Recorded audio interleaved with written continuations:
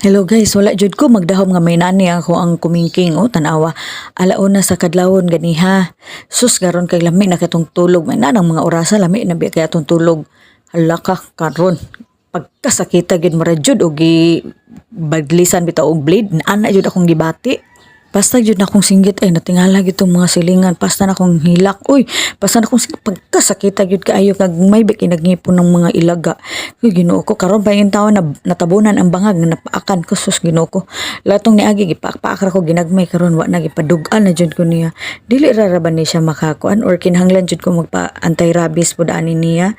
I-comment daw ninyo guys, kay wala ko'y idea. Kung na siyang gikuanan guys, gihugasan ako siyang tubig tapos gisabunan, gipadugo na kog ayo. Okay na ba ni siya or need jud nag-injection?